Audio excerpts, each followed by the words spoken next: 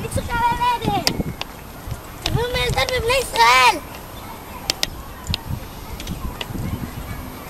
רחל, בואי ניכנס לאחד האוהלים.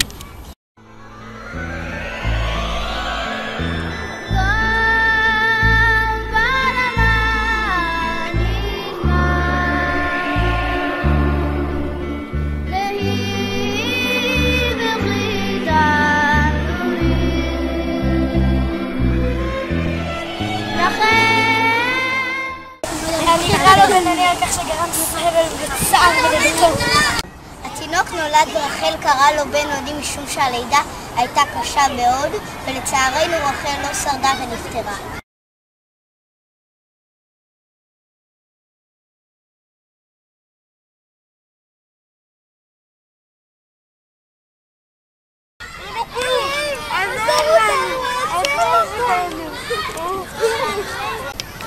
אבא רחום וחנון, עזור לבניך, הצל אותם.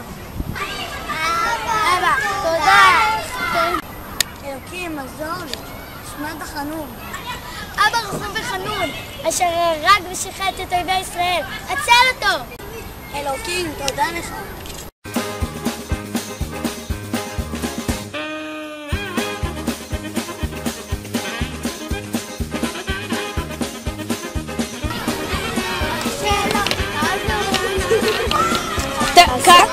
אקשן! אקשן! לא, לא! השם, עזור. לא, קאט.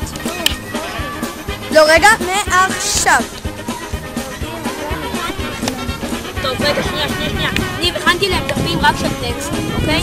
אוקיי. שאלה יותר קל. פעם קודמת זה היה קטסטרופלי.